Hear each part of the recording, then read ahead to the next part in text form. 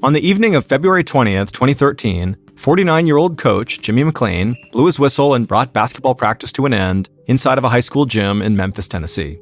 His young players rushed to the sidelines and gathered up around Jimmy. And even amongst a group of basketball players, Jimmy looked big. He was 6'4", but his long arms and legs made him seem even taller. And even though he was almost 50 years old, he still completely looked like he could get out on that court and play. Jimmy told the kids they had a great practice, and he told them what he wanted them to focus on over the next few days. Jimmy and the other coaches had led the team to a great season, but they all had their eyes on a state championship, and Jimmy knew how much hard work and focus it would take to get there. Jimmy had been an incredible high school basketball player in his own right back in Arkansas where he grew up. He'd gone on to play at the University of Central Arkansas alongside Chicago Bulls legend Scottie Pippen, and after college, Jimmy actually played ball in a professional minor league for years. And so now, the young men on his team looked up to Jimmy because of his illustrious basketball career, but also they admired him because he was one of their teachers and mentors, and they knew he cared about them as people first and as players second. Jimmy just wanted them to do their best and take care of each other, win or lose. Jimmy told the team to go hit the showers and then go home and hit the books. He had a quick talk with the other coaches and then headed out to his car in the school parking lot. The drive home took Jimmy about 30 minutes away to Cordova, a suburb that was made up of secluded neighborhoods filled with huge homes that had perfectly manicured lawns. Jimmy had lived here in Cordova for about 15 years, but there were still times it felt like a different world from the small Arkansas town he'd grown up in. But as he got older, Jimmy had really come to embrace Cordova as his home, and he knew living there had allowed him to pursue his passions. Jimmy loved basketball, but sports was not all that he cared about. He was also a very talented writer, and he was a devout Christian who felt a calling to serve God and his community. And so during his time in Cordova, Jimmy had written his first book and become a pastor at a local church, two dreams he'd had since he was a kid. A little after 8:30 p.m., Jimmy pulled onto a street which looked like most of the other streets in town. He drove past the driveway of his large 4-bedroom house, parked by the curb, and then hit the button on his garage door opener. Jimmy took a deep breath and watched as the garage door opened. In public places like church or school, Jimmy was outgoing, energetic, and confident. But there was a different side to Jimmy, a side that only the people closest to him ever saw. In private, Jimmy often got really anxious, and some people even said obsessive, about the littlest of things. Once the garage door was all the way open, Jimmy swung his car around and backed down the driveway all the way into the garage, with his car facing out onto the street. Then once he was parked inside, he pushed the garage door button again, and he sat in his car watching the garage door close. This order of how he would go about parking his car was something he did every single time he came home, and he never changed the routine. He would always sit there in the car watching the door until it came all the way closed. Once the door was closed, Jimmy grabbed his leather bag out of the passenger seat, got out of his car, unlocked the door that led from the garage into the house, and he walked inside. Once he was inside, he locked the door he had just come through and went right to the front room of the house. There, he carefully laid his bag down on a leather couch and then very carefully placed his keys on top of the bag, just like he did every single night when he got home from practice. After all that, Jimmy walked over to the leather couch that matched the chair that he had just put his bag and keys on, and he took off his sport coat, folded it along the sleeves, and laid it over the arm of this couch. And then once that ritual was complete, he went towards the front door, leaned down, and then slid a small rug that was in the entryway up against the bottom of the door. He would say he did this to keep the draft out. Jimmy never missed any of these steps when he got home, and he would go through them again in reverse order when leaving for work in the morning. People who loved Jimmy usually just got used to his particular habits, but they also knew Jimmy had a lot of trouble adjusting to how other people did things. And also, Jimmy really did not like to be confronted about his routines. Jimmy's phone buzzed inside of his pocket, and he smiled. Right on time, he thought. He grabbed his phone, and he read a text message from his girlfriend, Carlotta Smith. Her message said, "How was practice?" And Jimmy replied, "Great!" Carlotta lived almost 3 hours away in Nashville, Tennessee, so Jimmy only saw her maybe a few times a month. But they made sure to text or call each other every morning and every night. And Carlotta always seemed to know exactly when Jimmy got home from school. Now, the long-distance aspect of their relationship could get frustrating, but Jimmy couldn't remember the last time he was this happy. Jimmy was technically still married, but he and his wife had separated 4 years earlier, and they had finally started divorce proceedings. But Jimmy had been slow to get into another serious relationship. Part of him still felt loyal to his soon-to-be ex-wife and her 2 kids, who he was a stepfather to.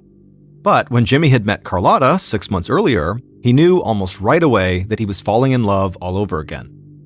Jimmy slipped his phone back into his pocket, and he walked through the room past the fireplace and towards the kitchen, but he suddenly stopped. He thought he heard something.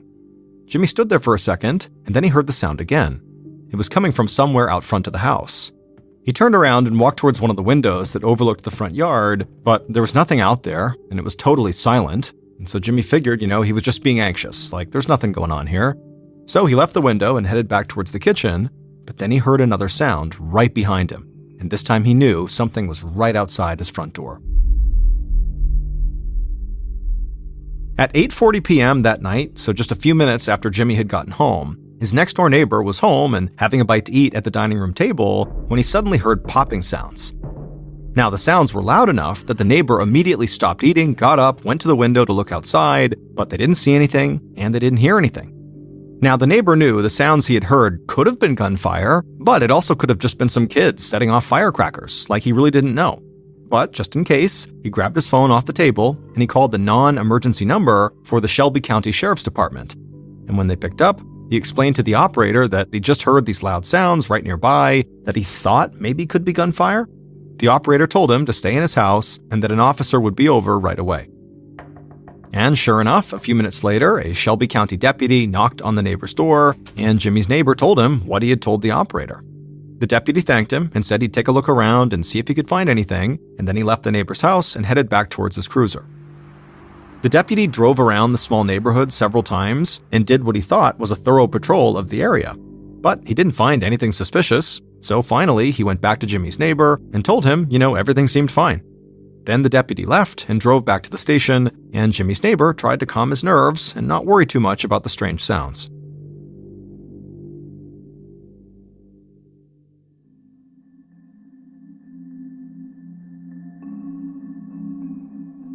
Two days later, on the morning of February 22nd, 2013, one of Jimmy's fellow basketball coaches sat in the high school's front office across from a school administrator, and both men looked very worried.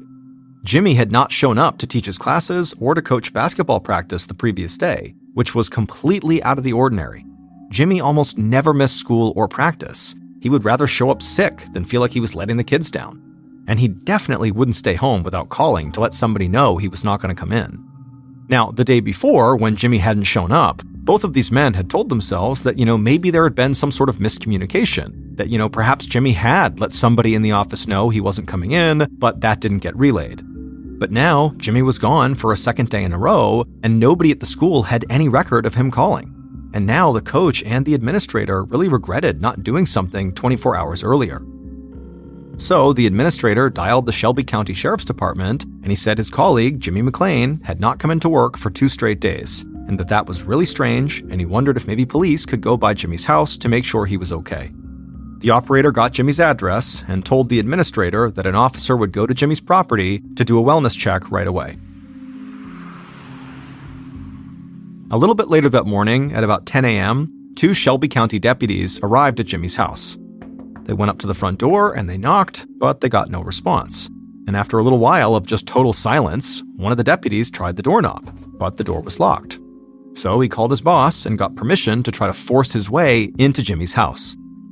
The deputy used a simple lockpicking tool to quickly get the door open, and then once it was, he and his colleague stepped inside, and immediately they called their boss back. A few minutes later, Lieutenant Jason Valentine of the Shelby County Sheriff's Department parked in front of Jimmy's house and approached the 2 deputies, who were now standing just outside of the open front door.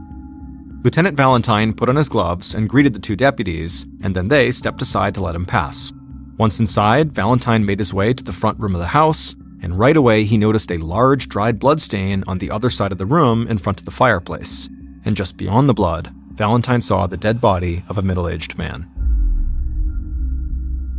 Valentine walked over to the body and saw that the man's face, neck, and shirt were also stained with large amounts of dried blood, and the man's limbs looked very stiff, like rigor mortis had set in. And so this, coupled with all the dried blood, made Valentine think that the man had been dead for a while. Valentine began to scan the room. He saw in a nearby leather chair there was a bag with keys sitting on top of it, and then on the couch there was a sports coat laying over the arm. Valentine went to the coat, reached into the inside pocket, and he found a wallet with a driver's license inside of it. And the man in the photo matched the man on the floor. It was Jimmy McLean, and from the looks of it, Jimmy had been murdered. And so at this point, Lieutenant Valentine asked the two deputies outside to come into the house and help him do an initial search.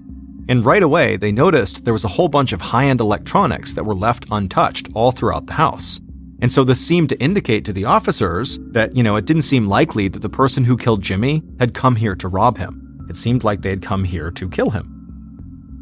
After searching the 4 bedrooms, which all seemed undisturbed, Valentine walked down a long hallway to the door that led to the garage.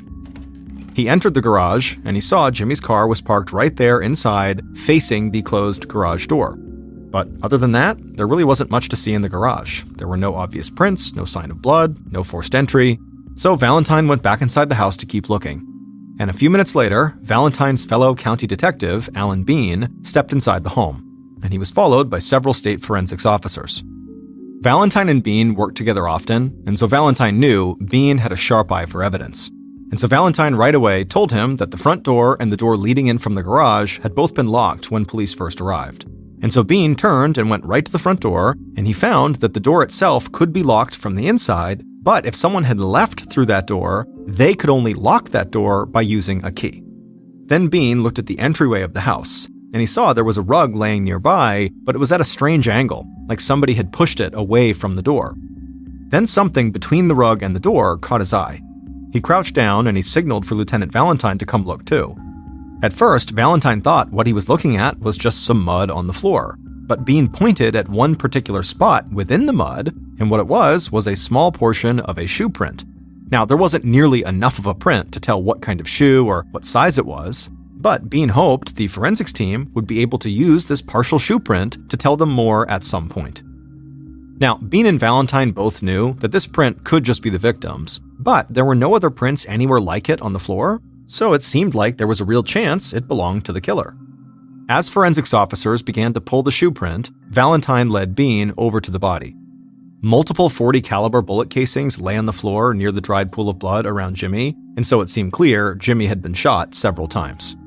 And so Valentine and Bean came up with the same initial theory. Whoever killed Jimmy likely knew him really well. The level of violence inflicted on Jimmy looked like the result of rage that often accompanies a crime of passion. And assuming the killer was indeed close with Jimmy, they very likely had their own house key that they could have used to lock the door on their way out. The forensics team continued their work in the house, and the detectives canvassed the neighborhood to see if someone had seen or heard anything strange. And they found the information they were looking for at the very first house they tried. Jimmy's next-door neighbor told them that he had called the sheriff's department 2 nights earlier when he heard a series of loud popping sounds that maybe could have been gunfire or fireworks. He wasn't sure. Valentine asked if he knew what time that took place, and the man grabbed his phone, scrolled through his recent calls, and saw he had called the sheriff's department at 8:40 p.m. Now, even though Valentine and Bean did not have an official autopsy report from the medical examiner, at this point, they both felt confident that this neighbor had actually heard the sound of Jimmy's murder, and that Jimmy had very likely been laying dead in his house for 2 days. The detectives thanked the neighbor and then left and headed back over to Jimmy's house. There, a forensics officer waved them down and handed over Jimmy's phone that had been found inside of his pocket and bagged as evidence. And then a little bit later that day, when Valentine and Bean were back at the station, they did a full data search of Jimmy's phone.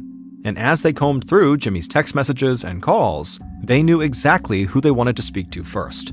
The woman who had texted Jimmy right before he died, Carlotta Smith.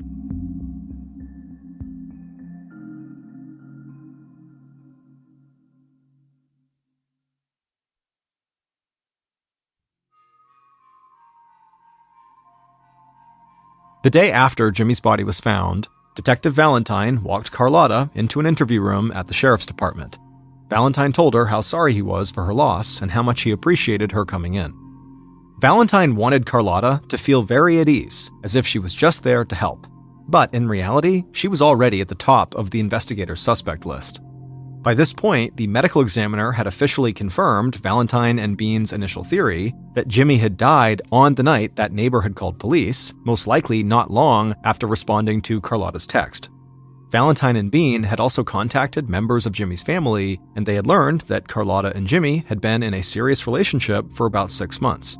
And as Jimmy's serious girlfriend, she very likely had a key to his house, and she would also fit the profile of someone who would maybe commit a crime of passion. On top of that, a victim's intimate partners are almost always primary suspects at the beginning of any murder investigation. After Carlotta sat down at the table across from the two detectives, Valentine asked her about the final text message she had sent to Jimmy. Carlotta explained that she tried to text Jimmy every night when she knew he'd be getting home from basketball practice. It was one of the ways they stayed connected while living 3 hours apart. After that, Valentine asked Carlotta if she had her own key to Jimmy's house that she used whenever she came into town, but Carlotta shook her head and said no, she didn't. Valentine seemed very surprised. He said he thought that she and Jimmy were pretty serious and always stayed together when they visited each other. And Carlotta said they were serious, but she actually didn't stay at his house when they visited. She was a religious person, and she just didn't feel right spending the night at the house of a married man. So she had told Jimmy that until his divorce went through, she would stay by herself at a hotel whenever she came to town. Valentine hesitated for a second. He thought Carlotta actually sounded angry, and so he asked her if it bothered her that Jimmy was still married. And when he said this, Carlotta immediately seemed like she might just start crying. She said it absolutely bothered her, and she thought Jimmy was actually kind of dragging his feet with the divorce, and she was kind of tired of it. Valentine knew it was best to just let her keep talking, so he just kept nodding along like he understood exactly what she was going through. And so Carlotta just kept on talking. She went on a rant about Jimmy's wife and how he was still way too friendly with her and how it didn't make sense that this woman was still part of Jimmy's life.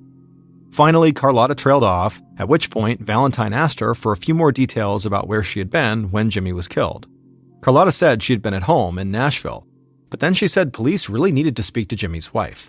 The wife and her son lived close to Jimmy, and the wife just could not seem to let Jimmy go. And Carlotta was sure Jimmy's wife still had a key. Valentine thanked Carlotta for coming in and told her she could leave. And then after she was gone, the detectives couldn't help but feel like Carlotta had not really helped her own cause here. If she was as angry about Jimmy's marriage as she seemed, then perhaps that was her motive to kill Jimmy. The following day, Valentine and Bean brought Jimmy's wife, Carla McLean, and her 19-year-old son, Dwayne Moore, into the station. Valentine and Bean questioned Carla first, and she seemed totally distraught about her husband's death. She said he was such a good man who loved God and loved helping young people. It just didn't make sense that he was gone. But Bean asked the obvious question. Was there any animosity between her and Jimmy during their 4-year separation and now during their initial divorce proceedings? But Carla just shook her head. She said that she and Jimmy were good friends, they just didn't quite work as a romantic couple. So Bean asked Carla if she still had a key to Jimmy's house, since after all, they were on good terms. Carla got a look on her face like she was searching for something, and then she said she didn't think she had a key, and if she did, she had forgotten where it was. Bean and Valentine nodded like that made complete sense, but inside, they did not buy that at all. And they believed Carla was lying right to their faces. Valentine asked Carla where she was on the night Jimmy was killed, and Carla said she'd been home the whole night with her son Dwayne, and he would vouch for her.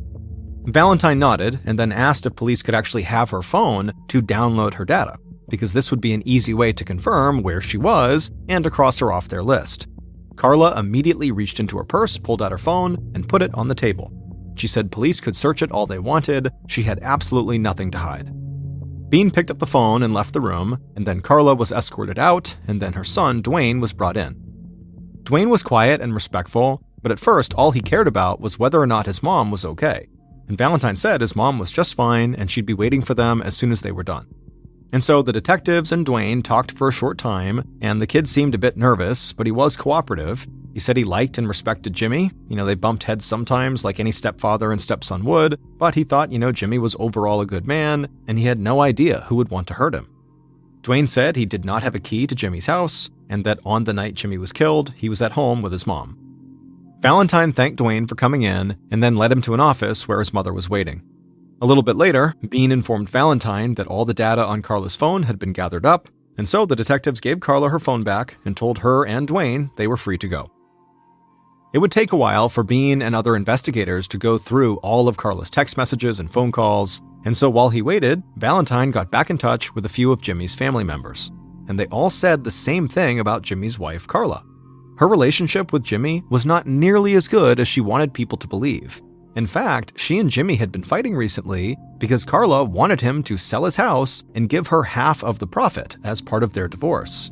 After talking to Jimmy's family, Valentine delved a bit deeper into Carla and Jimmy's financial records, and he found a huge red flag. Carla was the beneficiary of Jimmy's life insurance policy. And so between that policy and the potential sale of the house, Carla stood to make hundreds of thousands of dollars now that Jimmy was dead. So at this point, the detectives had two women, Jimmy's girlfriend and his wife, who were very strong suspects. Jimmy's girlfriend could have murdered him out of anger or jealousy about his marriage, and his wife could have killed him for the money. Over the next couple of days, investigators revisited the crime scene and conducted more interviews, trying to find anything that would directly connect Jimmy's girlfriend or wife to the murder. Then Detective Bean got a call from a forensics officer, and this officer sounded like he had just hit the jackpot. He told Bean they were able to create a reconstruction of the sole of the shoe that left that muddy footprint inside of Jimmy's house. And this shoe was a size 10.5 men's shoe, which was not the size shoe that Jimmy wore. Then the officer said that the forensics team had actually worked directly with Nike, and they were able to determine that the shoe was a Nike Air Force One high top, a favorite among young basketball players. Bean hung up and rushed over to tell Valentine the news, and they both felt exhilarated by it, but also totally confused. This was a huge piece of evidence, but it undercut the theory that one of the two women in Jimmy's life had killed him. Neither Carlotta nor Carla wore that size shoe. And so the detectives thought that this piece of evidence seemed to point to maybe somebody on the high school basketball team that Jimmy coached.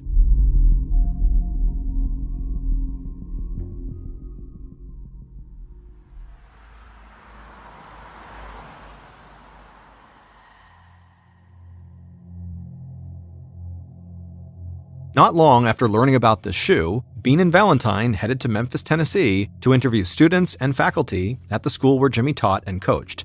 And right away, things took a bizarre turn. A coach told the detectives that one of the team's star basketball players had recently been exposed as a 22-year-old man who was pretending to be a high schooler so he could dominate the sport and hopefully earn a college scholarship. The school had discovered the player's secret and promptly kicked him off the team after an anonymous call was made to the school district about this kid. Now, the coach said everybody knew Jimmy prided himself on being honest and that he despised the idea of cheating. And so a lot of people at the school thought Jimmy might have been the anonymous caller who sold out the 22-year-old.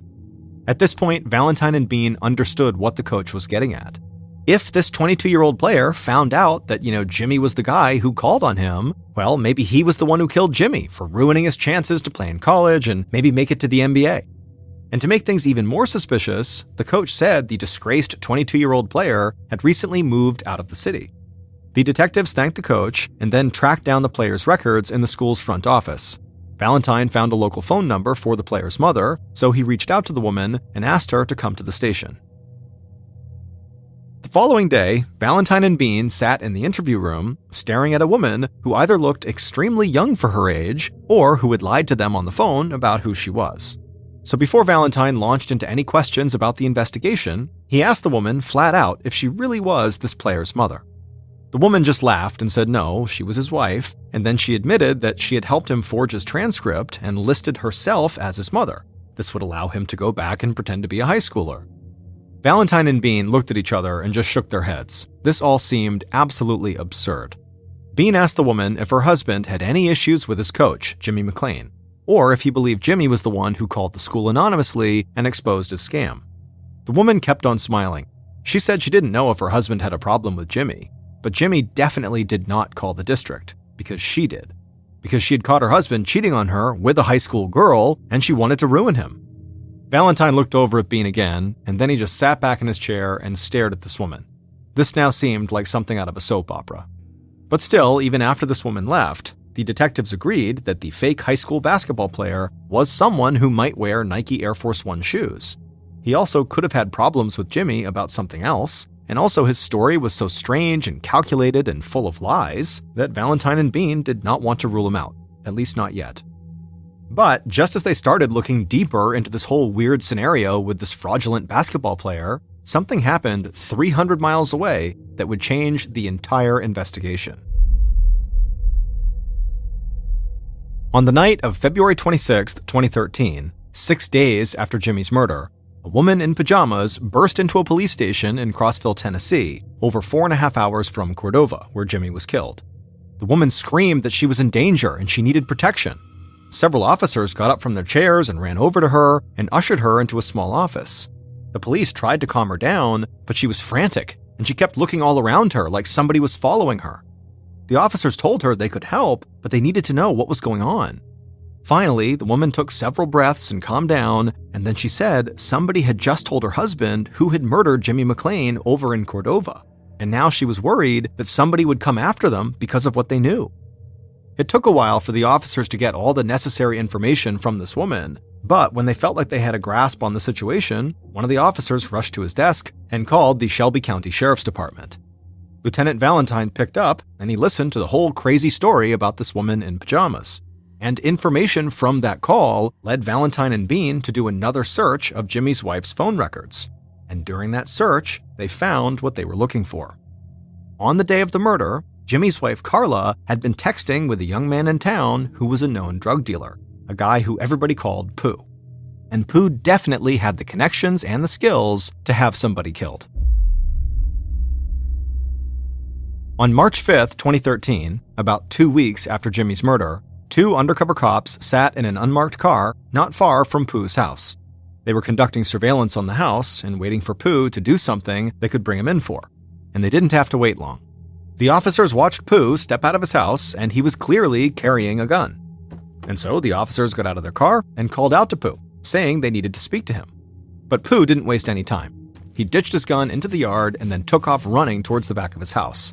The 2 cops followed on foot, but Pooh sprinted through the alley, he ran between a couple of houses, and then he turned onto a residential street. Pooh looked over his shoulder, and the cops were nowhere to be seen, so he slowed down a bit and kept heading towards the end of the road. Suddenly, tires screeched on the road, and Pooh saw a SWAT vehicle come to a stop right in front of him. Pooh turned and tried to run again, but 2 members of the SWAT team leapt out of the vehicle, and they were fast. They caught up to Pooh and tackled him to the ground, and Pooh relented and did not put up a fight. The SWAT team would search him, and they would find baggies full of pills and also marijuana. And then a few minutes later, the undercover cops who had been conducting the surveillance, they arrived, and they had retrieved the gun that Pooh had thrown into the yard. And so now the police had enough evidence to hold Pooh on drug and weapons charges. A little bit later that day, Pooh sat inside of an interview room across from Detectives Valentine and Bean and several other investigators at the Shelby County Sheriff's Department. Valentine stared across the table at Pooh and then glanced down at Pooh's phone that police had confiscated. Valentine held up the phone, leaned across the table, and showed Pooh a photo. Pooh looked at the photo and then lowered his eyes. The picture was of a handgun and piles of cash sitting on a blanket. Then Valentine pointed out several text messages that Pooh had sent and received from Jimmy's wife, Carla, leading up to the time of Jimmy's murder. Valentine said it did not take a huge leap to think maybe Pooh had been hired to kill Jimmy.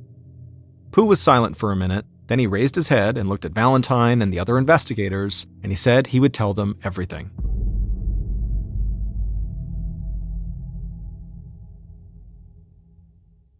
Based on information provided by Pooh, cell phone data, evidence at the scene, and interviews conducted throughout the investigation, the following is a reconstruction of what police believe happened to Jimmy McClain on the night of February 20th, 2013.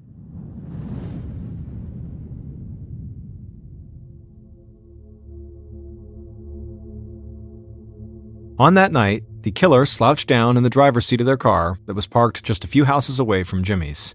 In their hand, they clutched a Smith & Wesson Sigma, a .40 caliber pistol. A little after 8:30 p.m., the killer saw Jimmy's car pull up in front of his house and then reverse into his garage.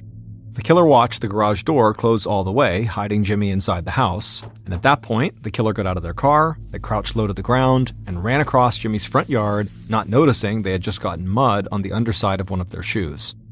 A moment later, the killer reached into their pocket and pulled out a single key on a key ring. They took a breath, clutched the gun tighter in their hand, and then crept out of the bushes. Staying low, they approached Jimmy's front door and quietly slipped that key into the lock. The killer raised the gun, unlocked the door, and threw it open, and as they did, the door slid a small rug out of the way, and the killer stepped right inside and then slammed the door behind them.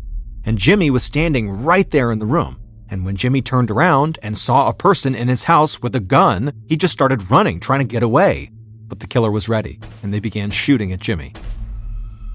Jimmy screamed out and fell to the floor right in front of the fireplace, and blood began pouring out of his shoulder and back, and the killer didn't even move. They stood right there firing over and over again, aiming at Jimmy's neck and head until the gun was empty.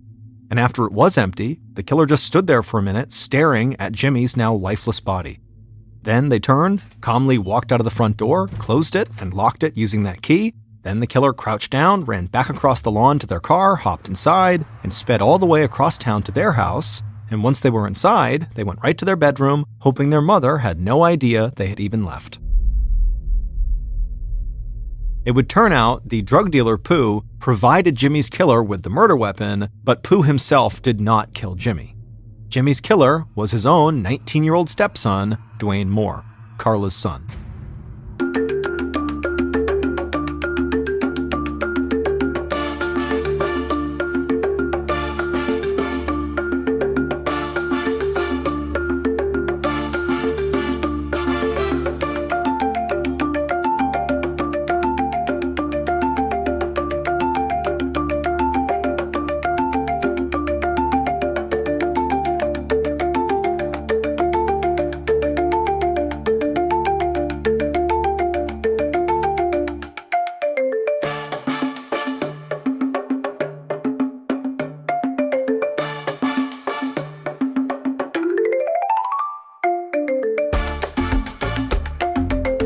It would turn out Dwayne and Jimmy's relationship was far more volatile than Dwayne let on to police. Jimmy's adherence to his kind of obsessive routines and his belief that things should be done a very particular way had made it difficult for him to get along with his stepson, who he thought was kind of aimless and had no structure in his life. And so in an effort to combat this, Jimmy became a very strict stepfather to Dwayne, imposing all kinds of rules on the young man. And eventually, Jimmy kicked Dwayne out of the house when he caught Dwayne smoking weed. Dwayne had been on the investigators' radar from the beginning. As Jimmy's stepson, Dwayne made a logical suspect. But it was not until the woman in pajamas rushed into that police station with a wild story to tell that things began to fall into place. It turned out the woman in pajamas' husband was Dwayne's favorite uncle, and Dwayne had apparently spilled a whole bunch of information about Jimmy's murder to him, including Pooh's involvement. And so when Pooh was brought into custody, he admitted that he had gotten Dwayne a gun, but he said it was not the gun he'd photographed with the stacks of cash, and he said he had not killed Jimmy. Then Pooh told police that Dwayne often used his mother's cell phone, and so all those text messages they found to and from Pooh were actually with Dwayne, not Carla. Carla really had no idea what was going on. After Pooh spoke to investigators, they searched Dwayne and Carla's house, and they discovered that Dwayne had several pairs of basketball shoes that were size 10.5. He was definitely the one who had left that footprint at Jimmy's house. And soon after that, Dwayne would confess to the murder. But he said he didn't kill Jimmy just out of spite for how strict Jimmy had been. Instead, he said he had committed the murder because he believed Jimmy was mistreating his mother and trying to rip her off by not selling the house. Dwayne was found guilty of second-degree murder and sentenced to 22 years in prison without parole. He will be 43 years old when he is finally released. The University of Central Arkansas, Jimmy's alma mater, went on to create the Jimmy McClain Scholarship Fund to celebrate Jimmy's life in sports and to honor his dedication to mentoring student athletes.